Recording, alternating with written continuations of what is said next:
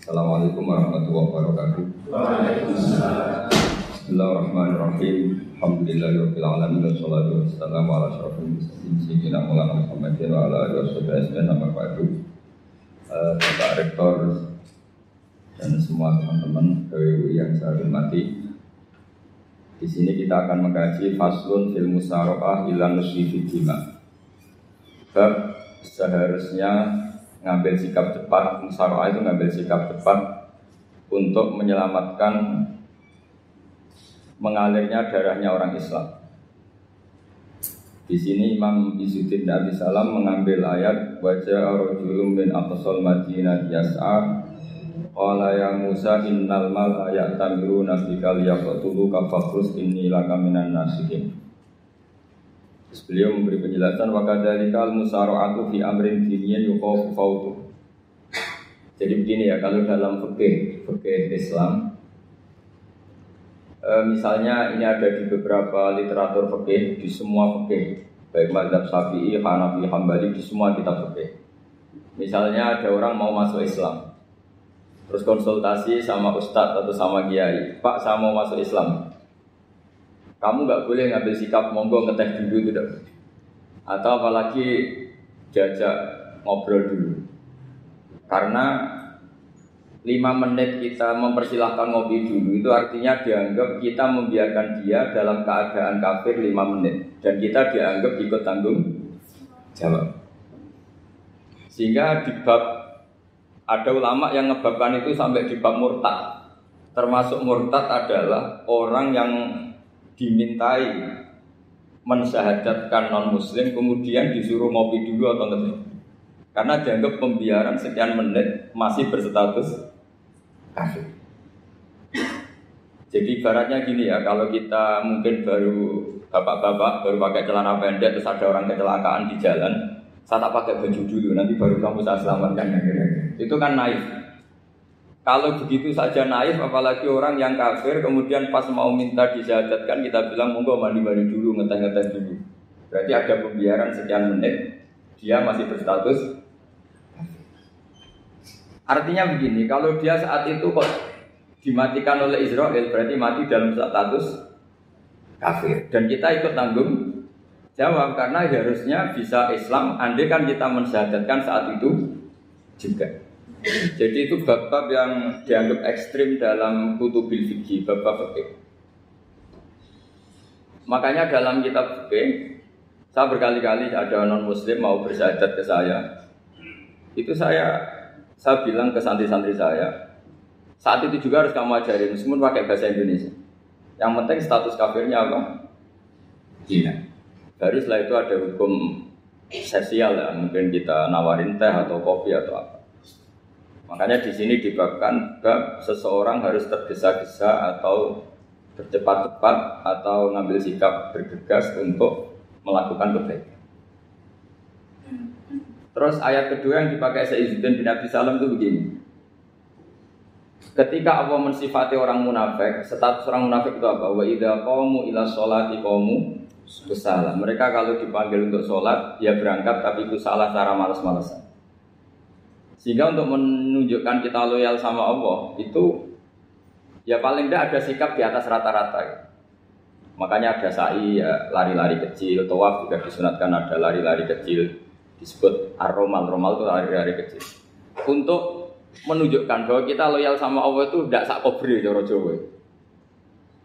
Nah itu dibabkan sendiri. Jadi beda antara tergesa-gesa sama ekspresi serius. Jadi musara'ah itu ya kira-kira kan nggak mungkin lah kita dipanggil rektor atau kiai atau orang tua kita terus jalan leha-leha itu kan nggak mungkin. Apalagi ini yang manggil Allah Subhanahu wa Ta'ala. Makanya dibabkan faslun fil musara'ah ila nusfi fid. Nah contoh yang diambil di sini begini. Ketika ada debat terbuka antara Fir'aun dan Musa, saya ulang lagi, ada debat terbuka antara Musa dan Fir'aun. Kan Nabi Musa datang ke Fir'aun. Lalu kata Fir'aun, ini asal-usul ayat ini, saya terangkan sejarahnya. Kata Fir'aun, lalu kalau kamu tidak nuhankan saya, Tuhan kamu siapa? Terus kata Musa, Rabbus samawati wal ardi, yang nuhani langit dan bumi. Fir'aun masih berkelit. Kalau Tuhan di bumi, setahu saya kemana-mana yang dituhankan saya, kata Fir'aun. Ma'alim tulakum min ilahin ghairi. Terus Nabi Musa masih ngendikan, ya sudah Tuhan yang nuhani langit. Terus Fir'aun manggil Haman. Haman itu arsitekturnya Fir'aun. Ya Haman ibnili sorhal ali abdul asbab samawati fa'atoliya ila ilahi Musa. Haman bangunkan kami piramida yang tinggi. Saya ingin melihat Tuhannya Musa. Musa akhirnya mikir, karena kalaupun Fir'aun bisa naik ke langit tetap tidak bisa melihat Tuhan. Kita tahu Tuhan nggak bisa dilihat, kita yang mukmin aja tidak lihat, apalagi Fir'aun, rivalnya kan. Akhirnya Musa ganti argumentasi, yaitu argumentasinya Musa, Rabbukum wa Rabbu abaikumul awwalin. Ini perlu diingat dan perlu saya sampaikan. Yang nuhani kamu dan yang menuhani leluhur kamu, itu sangat memukul Fir'aun. Karena logikanya kalau Fir'aun itu Tuhan, berarti babanya dulu tanpa Tuhan. Ini ada Tuhan terlambat ya. Jadi kalau Fir'aun Tuhan berarti mbahnya tanpa Tuhan, karena zaman era mbahnya belum ada Tuhan. Karena perdebatan itu banyak punggawa Fir'aun yang mukmin. Wah ini Fir'aun enggak benar ini. Kalau dia Tuhan berarti mbahnya tanpa Tuhan. Karena kalau iman itu akan diadili, akan dieksekusi, maka orang ini berstatus rajulun mu'minum min ali fir'auna yaktumu imanah. Maka di Quran diterangkan wa qala rajulun mu'minum min ali fir'auna yaktumu imanah. Ada seseorang yang iman tapi menyembunyikan iman. Lah orang ini selalu ikut rapat di rapat-rapat penting Fir'aun, termasuk rapat ketika Fir'aun dan para tentaranya memutuskan membunuh Musa. Karena dia ikut rapat dan eksekutornya besok disuruh menangkap Musa. Orang ini malam itu juga nemuin Musa, terus bilang innal mal ayat tamiru nabikal yaqtulu ka Musa. Rapat tadi malam memutuskan kamu besok dibunuh, maka kamu harus bergegas meninggalkan Mesir. Nah, dari kesimpulan itu, dari cerita itu kemudian diambil secara hukum fikih bahwa untuk menyelamatkan darah harus sah, harus bergegas. Andai kan Musa itu kok sak kobere, sak sempate, maka keburu. Andai kan ini rojul ini tadi, orang tadi penasihat tadi, kok sak kobere ya, maka berarti Musa terlanjur tertang. Jadi itu pentingnya ulama ya. Jadi cerita yang linier, cerita yang seakan-akan cerita di tangan ulama tetap menjadi al-ahkam al-fiqhiyah, menjadi ketentuan-ketentuan apa? Oke. Jadi yang diambil di sini adalah lelaki tadi yang ikut rapat tadi bergegas menemui Musa, memberitahu kalau kamu besok mau dieksekusi, fakrus, maka kamu harus secepatnya keluar dari Mesir untuk menyelamatkan diri. Terus oleh Syekh Izzuddin tidak disalah dibabkan bab harus tergesa-gesa menyelamatkan darahnya orang apa? Islam. Jadi ini penting saya sampaikan. Jadi al-qasas ya, semua cerita di Quran itu tidak sebagai cerita, karena Quran tidak ingin melahirkan pendongeng, tapi harus menjadi ibrah, menjadi teladan. Jadi makanya terus di kitab-kitab ulumul Quran diterangkan al-qasas ya, beberapa cerita di Quran adalah semuanya menjadi ketentuan fikih. Seorang lagi ya, semua cerita yang ada di Quran itu menjadi ketentuan fikih, meskipun alurnya apa? Cerita. Kayak tadi kan alurnya cerita bahwa lelaki ini bergegas nemui Musa supaya Musa cepat keluar dari Mesir. Terus dibabkan babul musaroah ila musifid. Saya teruskan ya. Wa kama la ra'ayna ma yaqtulu musliman law tabtu'u alaihi laqata lahu fal musaroah ila takhrisihi min wajibatun. Itlaisal unatu mahmudatan fi kulli syai'in falaha mawaqinu tuhmadu fiha wa mawaqinu tudammu fiha wa kadzalika al musara'a wal lain wal dhulda wa ghairuhuma. Nas'alullaha aywafiqona lil amal fi taati fi mawaqiha wa madhaniha. Terus cara berpikir ulama, saya pernah baca dalam satu sejarah ulama besar namanya Sufyan Ats-Tsauri. Sufyan Ats-Tsauri itu menjadi wali itu gara-gara kalau sholat di masjid itu beliau datang sebelum adzan. Seorang lagi, beliau datang sebelum adzan. Ditanya, kenapa kalau kamu datang sebelum adzan? Saya ini enggak ingin jadi hamba yang buruk. Hamba yang buruk atau pembantu yang buruk adalah setempe nunggu dipanggil. Misalnya kita tahu majikan kita pasti manggil jam 7. Kemudian jam 7 itu Anda masih ngopi, masih tata-tata, itu kan tidak menghormati majikan. Harusnya kamu setempe di jam yang saat itu pasti majikan Anda memanggil.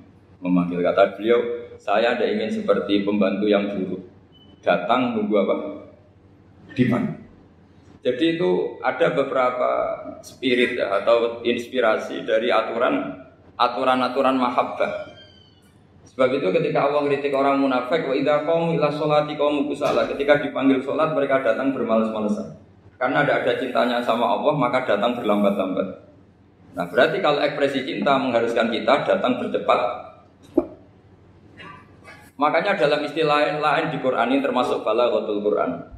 Di juz 25 itu istilah menuju Allah itu fafirru ilallah. Kita tahu firar itu maknanya lari apa jalan biasa? Lari. Jadi untuk mengekspresikan mahabbah kita, kangen kita pada Allah, cara bahasa Arab isak kita, berontok kita sama Allah, tidak diistilahkan jalan tapi fafirru ilallah, harus bergegas bergerak. Begitu seterusnya. Maka kalau ada orang Islam terus ini konsekuensi hukum. Ada non-muslim minta, Pak Bahak, saya tolong ajarkan syahadat. Enggak boleh saya bilang gini, monggo ke dalam dulu. Padahal perjalanan ke rumah saya misalnya setengah jam, enggak boleh. Saat itu meskipun sambil berdiri-diri, harus kita tauhidkan. Kamu yakinnya Allah itu satu, Tuhan Allah. Harus. Karena kalau ada perjalanan ke rumah 5 menit, terus dia kecelakaan, belum syahadat, statusnya mati apa? Kafir. Dan kita ikut terlibat, karena sebetulnya bisa mengislamkan saat itu juga. Analoginya kayak tadi loh. Orang kecelakaan di jalan karena kita pakai celana pendek. Contoh Surian ya, saya tak pakai baju dulu. Habis itu dilides truk.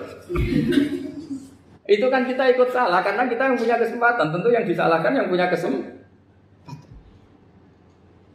Karena merubah status dari potensi kelides truk menjadi sama sekali gak potensi kelides truk dengan kita inggirkan. Meskipun kita dalam keadaan tidak ideal. Sama. Orang kafir yang mau masuk Islam itu umumnya kiai-kiai kan kadang sebagian disuruh mandi dulu, itu salah sebetulnya. Itu salah sekali. Sangat salah. Apalagi nunggu seremonial di masjid, nunggal toko-toko itu bujutnya salah. Itu gak cuma salah, bujutnya salah. Jadi salah yang akut. Itu salah besar ya. Kalau seremonial monggo, tapi kalau mengislamkannya harus saat itu. Apalagi seremonial seminggu lagi nunggu tokoh terkenal, nunggu disyuting dulu, wah itu perilaku so itu bukan mengislamkan itu. Makanya kita yang sebagai peneliti fikih itu kadang itu enggak sreg gitu. Masa mau Islam nunggu di masjid dulu, di syuting dan tokoh-tokoh itu salah. Itu sama dia kamu lihat orang kecelakaan mau menyelamatkan, ini ada wartawan enggak ya? Minta di syuting dulu sedang mati ini. Jadi kita normal saja dalam Islam, sesuatu yang mendesak, yang emergensi ya perlakuannya harus cepat. Sehingga dibabkan faslun fil musara'ah ila nusifid fiddima. Jadi ada beberapa contoh di Quran memang aturannya seperti itu. Makanya semua redaksi Quran tentang menuju Allah diredaksekno fafirru ilallah. Makanya di tawaf ada ekspresi romal jalan agak cepat. Di sa'i juga ada momen-momen kita harus romal berjalan cepat. Di beberapa aturan juga seperti itu. Ya saya ulang lagi, di beberapa aturan Islam juga seperti itu. Nah sekarang efek di hukum haji. Saya banyak baca literatur haji. Haji dalam aturan Islam itu wujuban tarofian, wajib yang tidak langsung mendesak. Kemudian semenjak ada fakta kita harus nunggu, daftar tunggu. Itu kita sebagai ahli fikih itu gampang. Misalnya gini. Saya umur 20 punya uang, sekarang berapa daftar? 25 juta ya. Saya umur 20 punya uang 25 juta. Saya jomblo misalnya, ya butuh nikah, ya butuh macam-macam. Itu wajib daftar haji apa enggak? Karena kalaupun daftar nunggu 20 tahun. 20 tahun kan asumsi umum masih umur 40, masih hidup lah kira-kira caranya. Nah sekarang kalau ada orang umur 50 tahun punya uang 25 juta. Menurut Anda wajib daftar saat itu apa enggak? Wong daftar saja bisa game gitu. Dan kalau misalnya umur 50 ditambah 25 kan 75. Itu kalau orang sumpah sudah cepat mati itu. Maka itu menjadi pertanyaan, apakah fikih ini kita rubah? Karena dulu kan orang itu longgar semua. Karena haji zaman Nabi pun tidak langsung dilakukan saat pertama diwajibkannya haji. Jadi Nabi punya sisi unik. Pertama ada tahun diwajibkannya haji, Nabi tidak langsung haji. Sebab itu ulama berkesimpulan kalau wajibnya haji tidak langsung. Maka fikih itu memang unik. Sholat juga gitu. Ada istilah begini dalam sholat. Watajibus sholat ala kulli muslimin wujuban muwassa'an. Di semua kitab fikih takbirnya seperti itu, redaksinya. Wajib sholat dilakukan orang Islam wujuban muwassa'an, wajib yang ada longgarnya. Jika ketika zuhur jam 12 WIB kita dengar azan, boleh sholat setengah 1, jam 1, setengah 2, jam 2. Karena memang wujuban muwassa'an, memang ada batas akhir waktu misalnya sampai setengah 3. Nah problemnya begini, misalnya setengah 1 Anda pasti dipanggil majikan kamu yang diharuskan melakukan satu aktivitas, misalnya Anda pilot, yang nggak mungkin sholat lagi di kokpit. Apakah status wujuban muwassa'an wajib yang longgar menjadi hilang karena setelah itu tidak ada kesempatan lagi sholat? Apa tetap kita sebagai ahli Islam yang agak balelo tapi alim, misalnya ya sudah tetap jadi pilot. Nanti kan ada aturannya sendiri, ada rukhsahnya sendiri, ada kemurahan sendiri kita sudah jadi pilot. Misalnya sholat tanpa harus menghadap kiblat, sholat yang tetap di perjalanan. Kira-kira Anda kalau jadi ahli fikih milih mana? Milih harus sholat di depan, apa tetap memberi kelonggaran? Gak apa-apa, sholat sambil apa? Nyuper, sambil pilotin apa pesawat. Anda milih mana itu? Karena kalau konstitusi ilmu itu memang harus ada, dengan tanda kutip ya, memang harus ada nakalnya. Kalau nggak nakal malah gak sah. Memang unik ilmu itu. Karena ilmu itu kalau dipaksakan lurus terus, itu nanti malah bengkok karena menghilangkan rukhsahnya Allah, kemurahan Allah. Tapi kalau dipaksakan rukhsah terus, murah terus, nanti dianggap menyepelekan hukumnya Allah. Maka kita yang ahli fikih itu pusing. Misalnya saya sering ditanya, Gus ini supir bis, kan musafir terus, berarti saya boleh tidak puasa terus panjang Ramadan? Coba kalau ada jadi ahli fikih mesti bingung. Mau boleh, ya boleh terus supaya orang tidak peduli sama Ramadan. Mau mengatakan wajib puasa, kayak nggak peduli dengan kemurahan Allah yang membolehkan musafir tidak puasa. Coba loh, Anda jangan jadi ekstremis yang misalnya bantah tok protes tok ini kan. Jadi memang mengkaji ilmu itu. Ya makanya dengan tanda kutip itu harus ada nakal. Tapi nakal yang baik bukan nakal. Nakal itu kalau bahasa Jawa itu kan tidak harus dosa. Seperti anak kecil. Menek-menek itu, tuh bocah kok nakal, padahal anak kecil menek itu haram dah. Enggak kan? Malah orang tuanya yang bentak itu yang haram. Yang nakal betul ya ibunya yang bentak cerewet itu, karena ibunya orang yang sudah mukallaf, sudah tua, salah langkah yaitu Kalau anaknya naik meja itu ya sebetulnya bahasanya tidak nakal, lucu. Oh jebule pinter conggo iso munggah meja, harusnya diapresiasi. Tapi rata-rata ibu semua akal mecah gelas. Coba, malah boe malah mecano tabungan. Bapaknya marah tukang nguras tabungan. Sebetulnya senakal-nakalnya anak kecil itu nakal orang tuanya, itu pasti. Karena ini sudah kena khitab, sementara anak-anak belum kena. Saya pernah punya tamu, karena di tradisi Kiai itu sering punya tamu. Bapak ibunya itu kultus sama Kiai, bentak anaknya disuruh salim sama saya. Anak kecil kan nggak mau jalan-jalan terus, marah. Tak marah orang tuanya tak marahin, yang dosa itu kamu bentak anak-anak. Kalau anak kecil itu kena diskon rufi al-qalamu ansalasin. Di antara aturan Islam apa? Tidak ada keharusan bagi 3 orang. 1 anak kecil sampai balik, 2 orang tidur sampai bangun, 3 orang gila. Artinya anak kamu itu tidak kena khitab untuk sopan sama saya. Kamu yang kena khitab baru sopan sama anak-anak kata. Nah ini ada Jawa itu kadang keliru. Jadi orang tua itu marah-marah memaksakan anaknya sopan. Padahal Allah memberi diskon anak kecil itu belum wajib sopan. Gak apa-apa ada tamu naik-naik itu. Asal masih anak kecil. Makanya Rasulullah ketika beliau sholat sujud itu Hasan Husain itu naik. Cara Jawa Nabi itu 3 tumpahan. Semua riwayat mengatakan Nabi itu diam saja gak berani ngangkat. Sampai sahabat itu ada yang ngomong, ini Nabi sujud lama sekali ada apa? Jadi kita punya riwayat itu ya baru kayak sahabat yang agak nakal. Semuanya itu sujud, tapi ya bareng di atas rata-rata ada sahabat yang belakang ngomong, siapa tuh ini sujudnya kok lama? Barokahnya itu ditemukan riwayat, oh ono putune. Karena Hasan itu naik di atas punggungnya apa? Nabi itu andai kan tidak ada yang ngomong, riwayat ini tidak ditemukan. Barokahnya ada yang mongok itu mungkin kalau sekarang mungkin semua masjid mongok karena orang sekarang jarang yang khusyuk. Kalau dulu hanya 1 yang di belakang. Setelah itu Nabi memberi penjelasan, saya tadi sebetulnya harus mengakhiri sujud saya sesuai aturan umum, tapi ada cucu saya tak biarkan sampai dia puas naik punggung saya, sehingga dia turun baru saya naik.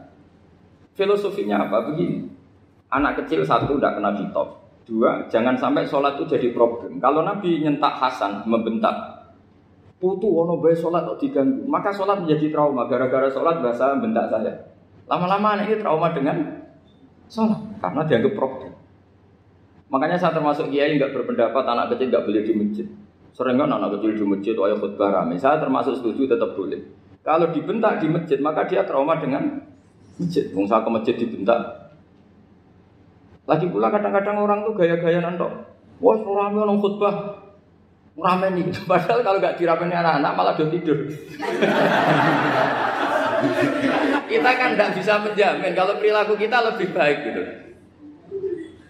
Mendingan kan anak-anak main di masjid timbang di karaoke kan. Jadi kan, lah ini maksudnya saya, ini fikih ya. Fikih itu wilayahnya, makanya jadi ahli fikih itu susah-susah gampang. Jenengan jangan hanya berpikir protes dengan ketentuan fikih, mengkaji yang sebanyak-banyaknya. Itu tadi, misalnya Anda seorang supir permanen, supir bis terutama. Kalau truk kan bisa leha-leha, kalau bis kan ada deadline-nya ya waktu. Seperti bis jurusan Surabaya Semarang, saya kan sering naik bis jurusan Surabaya Semarang. Kadang-kadang supirnya melihat saya tanya, Gus saya ini supir, saya ini Ramadan itu gimana ini? Ya saya sudah ngerti setengah nakal, dan senengnya dijawab rasa poso ya saya tahu. Tapi masalahnya secara fikih kalau kamu mengharapkan kamu harus puasa terus, kamu melanggar konstitusi ilmu. Memang musafir punya diskon, boleh tidak puasa. Pertanyaannya bayarnya kapan? Wong Syawal ya nyupir lagi, Dzulqa'dah nyupir lagi, nanti sampai Ramadan ya. Nah terus ya pas kamu cuti, biasanya cutinya pas sakit, boleh diskon lagi karena sakit. Coba. Nggak, andai kan Anda jadi ahli fikih milih zaman. Lo kalau orangnya soleh terus kayak ustadz di sini kayak dosen UI kan, masa dosen UI Universitas Islam nggak Islami kan nggak mungkin. Mungkin memilih poso kan. Masalahnya ini kan hukum untuk orang kebanyakan, nggak boleh hukum musok gak kuat. Bu, sahur jam 3:30 ngombe vitamin pokoknya harus kuat. Itu udah hukum, itu saran. Hukum itu beda dengan saran. Hukum itu hanya berpijak musafir itu boleh. Store. Kalau saran memang boleh, ya usahakan kamu makan 3:30 pas fit, nyupir. Terus kalau nyupir selesai jam 10, nanti istirahat. Memangnya majikan bisa ngatur jamnya? Itu fikih. Maka menjadi perdebatan, yang namanya pergi itu apa? Menurut Imam Syafi'i, pergi itu ya dari rumahnya ke tempat yang asing, yang tidak wilayahnya, namanya pergi. Menurut Imam Ahmad bin Hanbal enggak? Pergi itu tidak kerja. Jadi orang yang supir yang seperti itu namanya tidak pergi tapi kerja. Tanyakan ke publik, misalnya jenengan ke UI, istri kamu atau suami kamu ditanya, istri kamu kemana? Kira-kira jawabnya bilang pergi jalan-jalan apa bilang kerja? Kerja. Makanya kata Imam Ahmad bin Hanbal, mudi musafar atau orang yang berprofesi, yang profesinya memang harus pergi, kayak traveling atau supir, maka itu namanya tidak pergi, namanya itu kerja. Karena apa? Sekali distatuskan pergi, maka ikut status yang dikatakan Allah dan Rasul, dapat diskon, boleh tidak puasa. Maka terus kita debat tentang definisi. Nah, definisi ini penting karena yang menjadikan hukum rubah itu definisi. Misalnya gini, Mbak ini ngaji saya. Statusnya kalau pakai status saya ajnabi, orang lain Bapak ajnabiyah, maka hukumnya saya melihat Bapak ini haram karena statusnya ajnabi melihat ajnabiyah yang tidak mahram. Tapi kalau di fikih itu ada statusnya. Di antara lelaki boleh muwajahah sama perempuan adalah 1 untuk belajar, 2 untuk muamalah, 3 untuk kesaksian, 4 untuk pengobatan. Itu kan ada pengecualian-pengecualian. Sehingga statusnya sekarang, Mbak itu belajar, apa ini melihat Gus Bah atau Gus Bah itu mengajar atau ingin melihat Mbak? Itu statusnya bisa rubah ya. Makanya kalau sebetulnya, kalau kita marung di warung misalnya Padang, kita nggak pilah-pilah, kebetulan pelayannya perempuan itu masih bisa dipilah secara fikih. Saya muamalah marung, cuma kebetulan penjaganya. Tapi masalahnya Pak ini punya daftar penjaga yang cantik, itu masalah. Maka pertanyaannya itu marung ke situ demi marung, apa demi melihat? Tidak jawab saja. Demi marung apa demi melihat? Kalau demi marung supaya kenyang, penjaga yang Sangar-sangar juga banyak. Akhirnya kalau demi makan, penjaga yang cowok kan banyak. Kalau demi melihat, berarti yang dihitung kan niatnya. Berarti karena muamalah apa karena melihat? Melihat. Itu status. Jadi makanya kalau mudi musafar itu namanya orang pergi atau orang kerja? Orang kerja. Maka menurut pikirannya Imam Ahmad bin Hanbal, seperti itu harus puasa. Karena dia adalah pekerja, bukan musafir. Lalu dalam masalah jumlah 3 hari misalnya. Kalau dalam fikih kita, nggak saya kenapa ngomong fikih terus ya, karena banyak yang melupakan fikih. Jenengan pergi haji. Zaman Nabi haji itu jamak dan qashar terus. Padahal hajinya Nabi itu, haji itu minimal kan berapa hari minimal itu? 9, 10, 11, 12. Sebenarnya haji itu minimal hanya 4 hari. Karena 13 Dzulhijjah bisa nafar apa? Awal. Kalau nafar awal berarti nggak ada kewajiban nafar sani. Berarti yang wajib betul kan tanggal 9 hukum di Arafah, terus 10 biasanya ifadah sama balang jumroh apa? Akobah, terus 11, 12 itu kan sudah boleh cabut karena apa? Nafar apa? Awal. Berarti nggak usah nafar apa? Sani. Berarti hanya berapa? 4.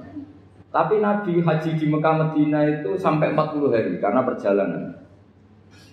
Pertanyaannya ketika Nabi menjamak dan mengqashar itu cara Imam Syafi'i lis-safar. Karena Nabi orang Madinah datang ke Mekah dengan jarak 460 kilo, maka Nabi boleh jamak dan qashar. Jadi pikiran Imam Syafi'i, jamaknya Nabi itu lis-safar karena pergi.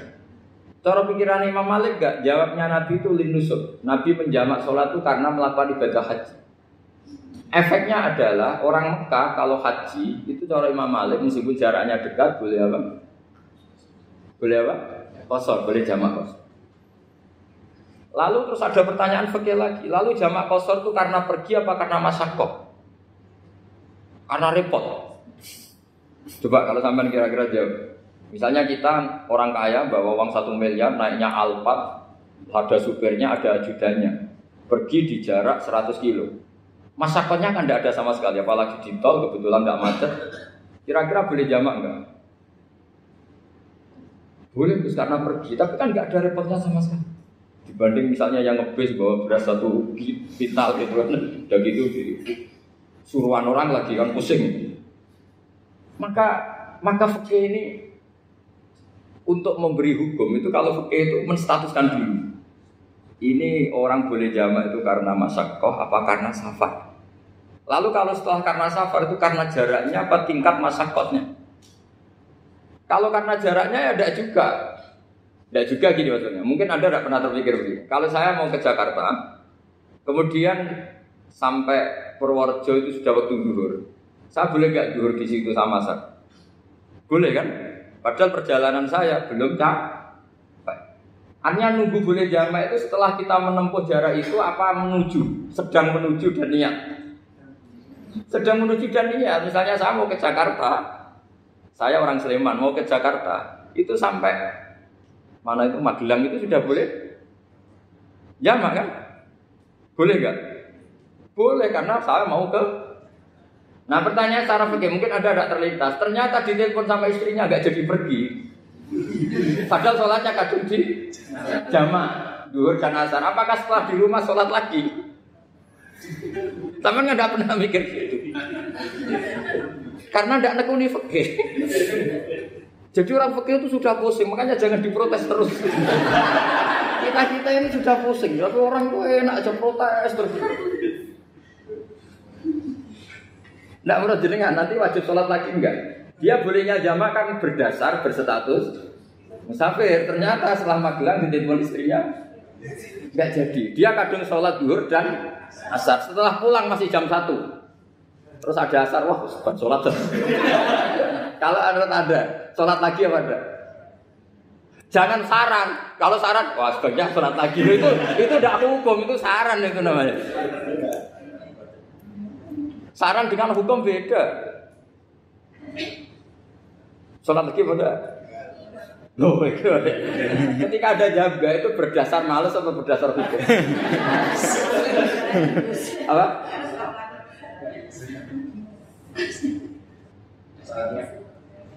Nah kalau Anda sholat lagi, pertanyaannya gini, Allah itu tidak punya tradisi mewajibkan 2 kali. Pertanyaan fikihnya mesti gitu. Dan saat Anda di Magelang menjamak itu melakukan sesuatu yang disahkan oleh agama. Berarti pas Anda jamak 2 rakaat, pas melakukan itu kan berstatus sah dan boleh. Meskipun setelah itu ada masalah, istri kamu nelpon terus pulang. Tapi pas itu kan sudah dinyatakan oleh malaikat sah, Anda sudah zuhur dan asar. Kalau melihat itu tidak wajib mengulang. Tapi bisa saja malaikat ada yang usil. Itu sah karena Anda berstatus musafir. Berhubung status Anda hilang, maka poin Anda sudah sholat juga hilang. Kamu milih fikih yang mana?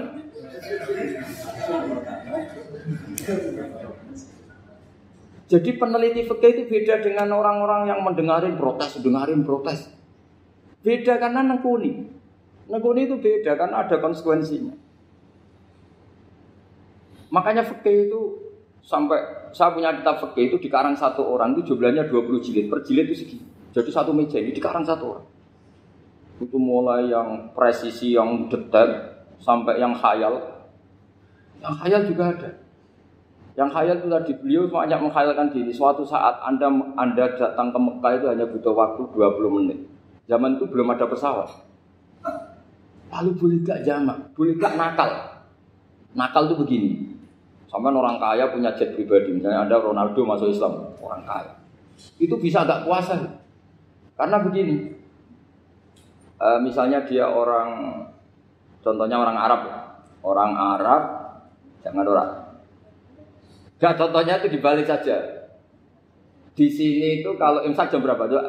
Imsak Ramadan jam berapa? 3:30 aja biar aman ya.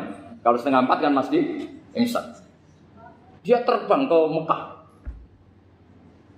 Jadi orang sini puasa jam 5 kan mulai puasa. Dia terbang ke Mekah kan masih malam.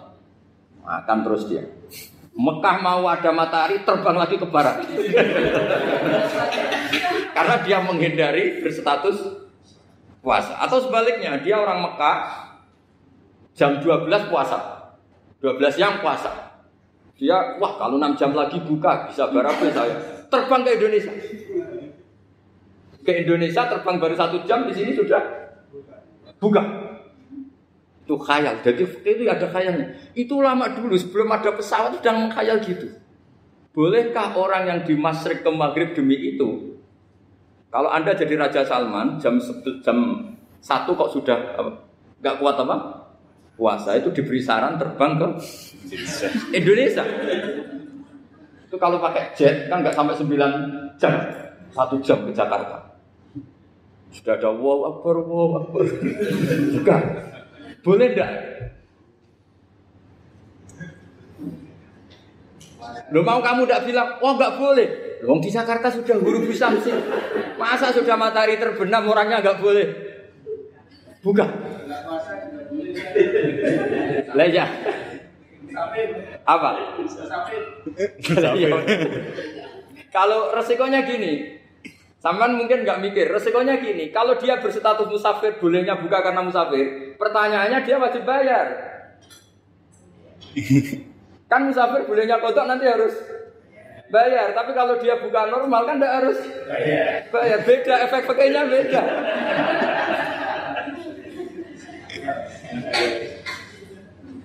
Sama jangan protes, Gus Baik gimana mau ngaji malah dijak senam.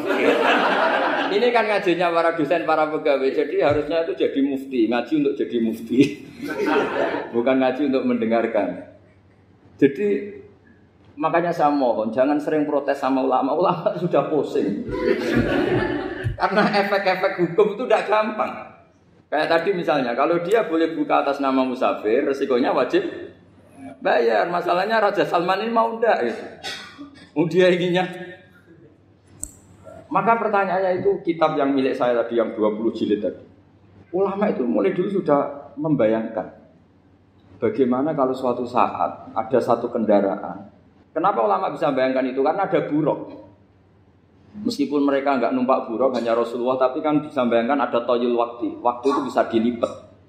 Karena ulama dulu ahli astronomi, jadi bumi itu bulatnya gini, muternya gini.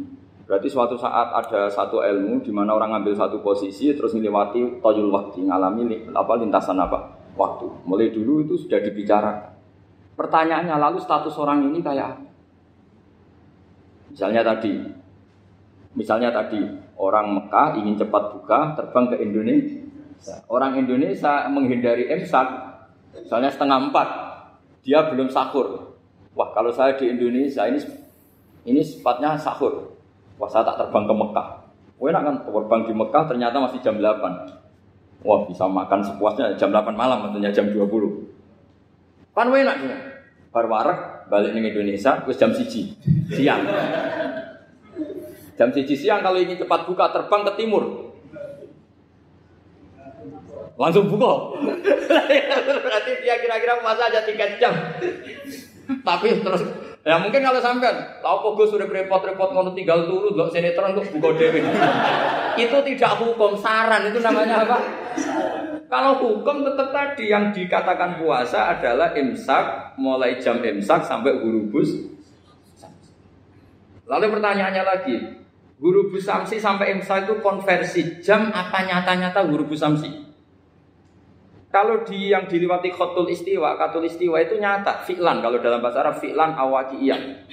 Tapi kalau Anda orang kutub, saya sering kirim-kiriman surat sama mufti-mufti yang ada di Timur Tengah, di Eropa, konsultasi maksudnya. Orang kutub itu kan tidak ada matahari, tidak ada apa-apa. Jika kalau Anda baca kitab di kutub, mesti Gus Bak ajaran pembohong. Misalnya orang kutub ngaji saya, kamu harus subuh sebelum matahari terbit. Sekali matahari terbit, waktunya hilang. Duhur setelah matahari agak ke barat. Asar kalau matahari terbenam, hilang waktunya. Terus mereka mesti bilang, mataharinya di mana? Maka pertanyaannya, boleh gak mengkonversi waktu untuk orang kutub? Jadi misalnya pola umum subuh jam 4:30. Berarti antara subuh dan qadha itu 1,5 jam. Subuh sama zuhur polanya berapa berarti? Kalau 4:30 sampai jam 12 itu 6 sama 7,5. Berarti ya kira-kira habis subuh nunggu 7,5 jam baru zuhur. Nunggu 3 jam baru asar, nunggu 3 jam baru maghrib. Berarti waktu puasa kira-kira antara jam 4 sampai jam 6. Berarti berapa jam itu? 12 sama 2 14. Oke, berarti orang kutub harus puasa 14 jam. Tidak bergantung waktu mata. Tapi ada lagi pertanyaan lucunya gini. Lalu 14 jam itu dimulai dari mana? Apa asal 14 jam? Apa harus ada konsensus setarnya?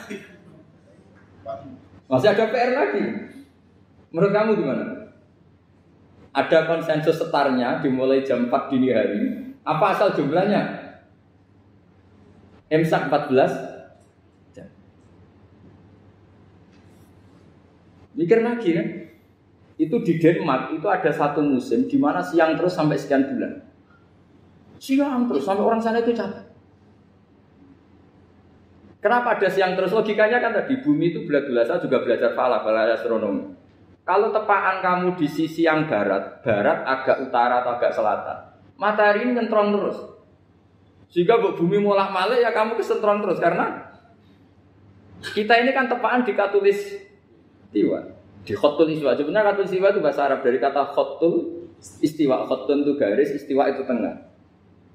Lah, Islam itu oleh Allah memang dipilih di tempat paling top yaitu Mekah. Mekah Ka'bah itu suratul ardi.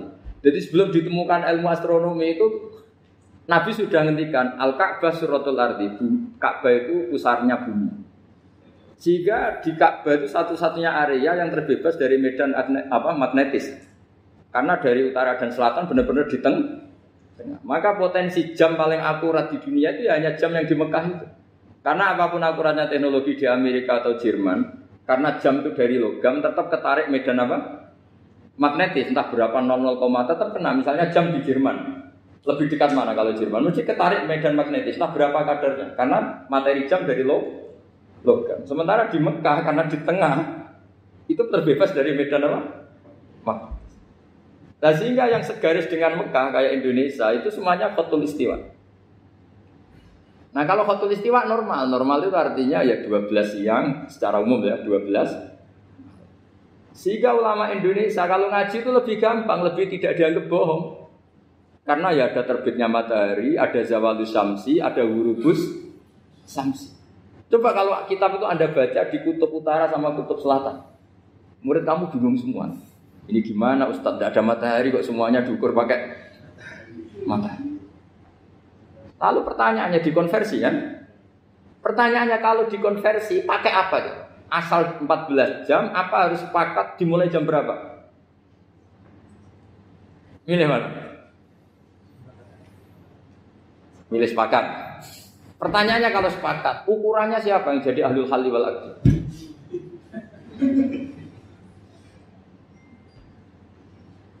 Jadi orang fikih itu sudah bingung, makanya saya mohon jangan sering diprotes.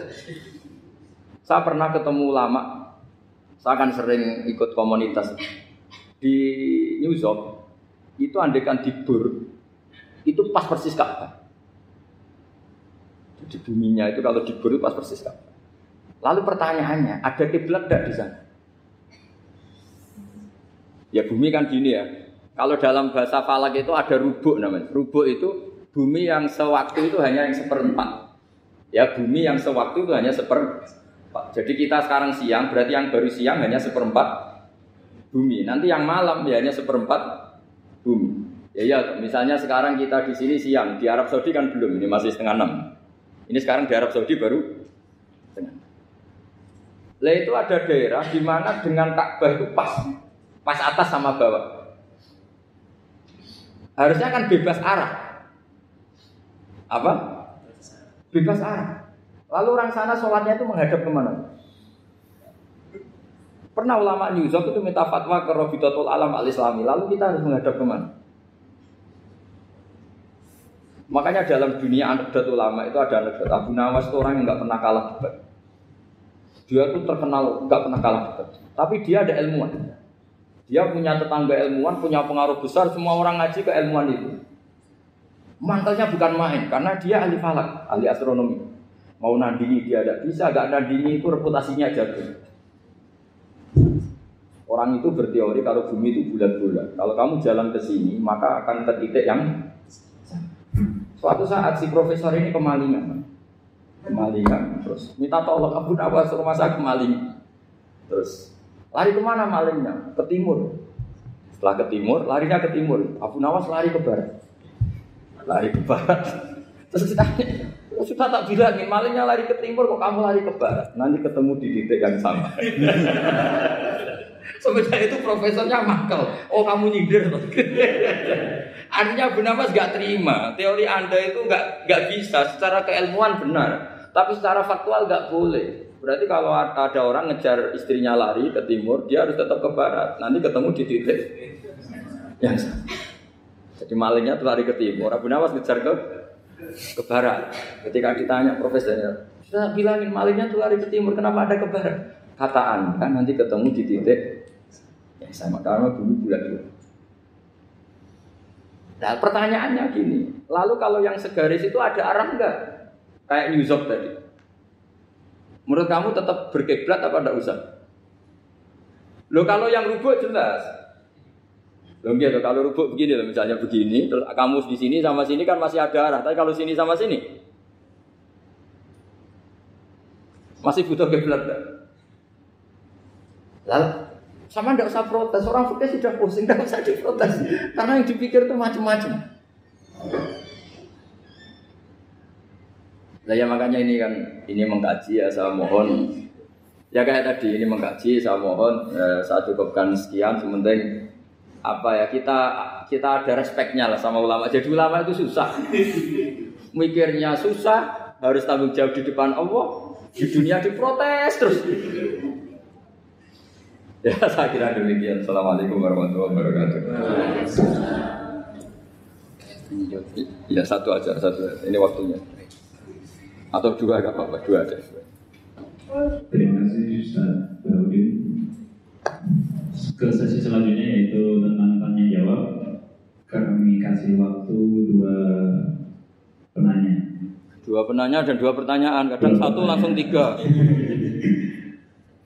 Ya, silakan Pak dan Pak Sus. Pak siapa? Satu lagi Pak Sus. Assalamualaikum warahmatullahi wabarakatuh. Waalaikumsalam. Pertanyaan saya singkat Gus. Ya. Karena kami ini bergerak di bidang akademik, kami itu banyak tergoda oleh kesombongan akademik. Nah ini gimana Gus? Karena bagaimanapun juga kita itu harus menjual apa yang sudah kita dapatkan.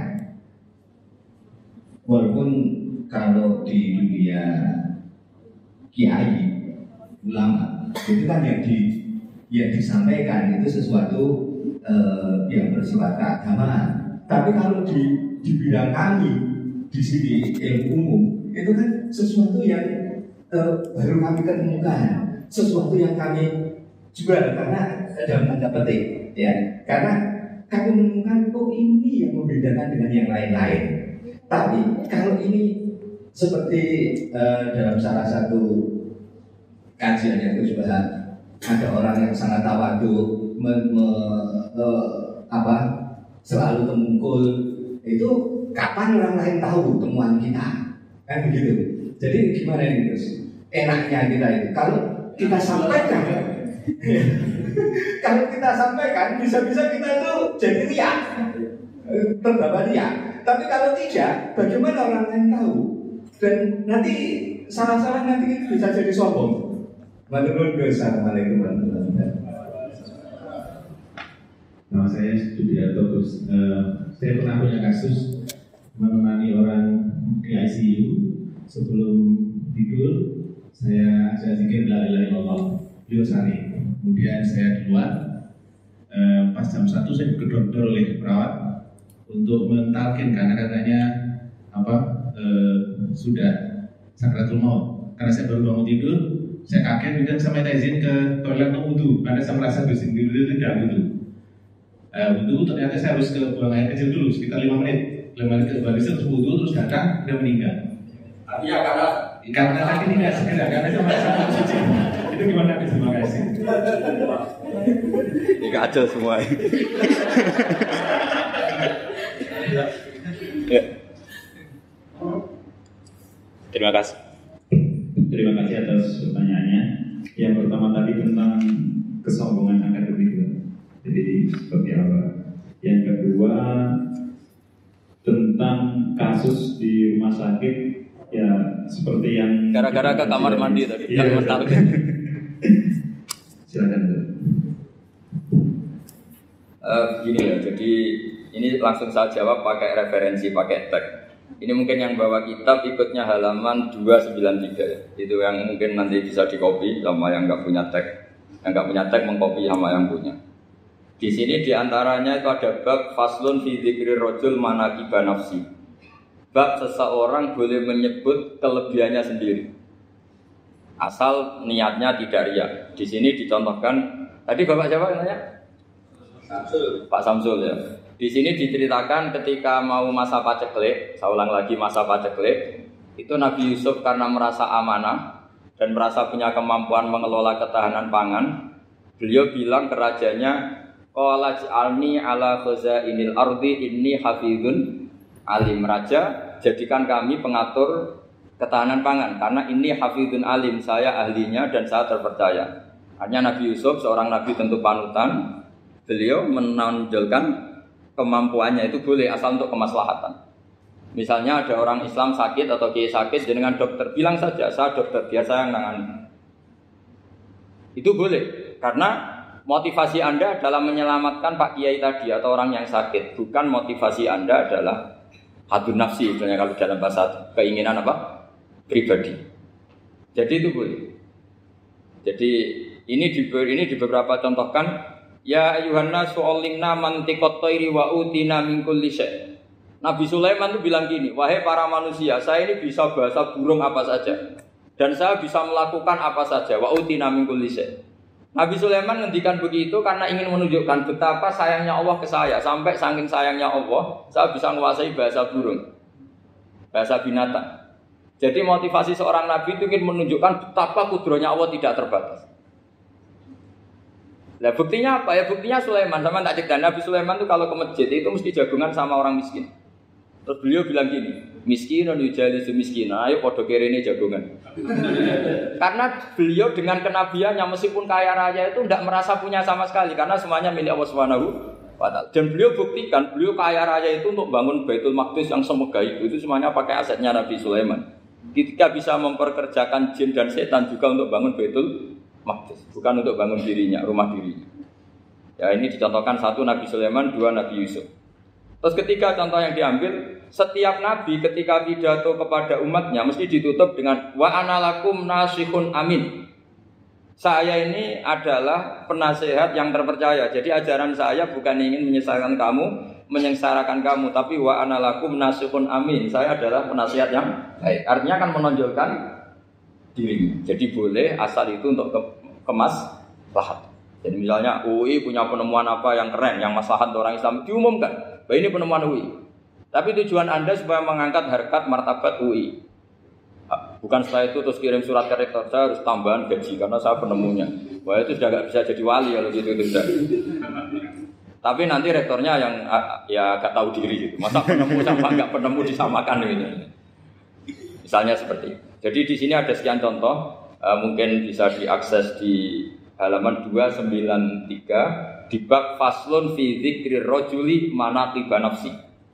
Terus kalau contoh hadis Nabi sering ngendikan begini. Ana sayyidu waladi Adam wa ana awwalu syafi'in. Dan saya adalah nabi pertama yang punya hak syafaat. Tapi Nabi ngendikan seperti itu supaya orang punya harapan ketika di mahsyar. Sudah kalau di mahsyar nyari saya karena saya diberi hak syafaat. Jadi asal niatnya untuk maslahat enggak apa-apa. Makanya saya sering di mana-mana sering cerita, saya ini menekuni fikih supaya orang kalau belajar fikih jelas ke saya Pak. Kalau saya tidak ngomong, orang keliru guru. Tapi ya harus ada buktinya. Nanti ngomong ahli dok, ada ahlinya ya kacau nanti. Ya jadi boleh ya. Di sini dibabkan faslun fi dzikri rajul manaqiba nafsi. Bab seseorang boleh menunjukkan kemampuannya asal tadi untuk lil maslahah. Sudah Pak Samsul ya?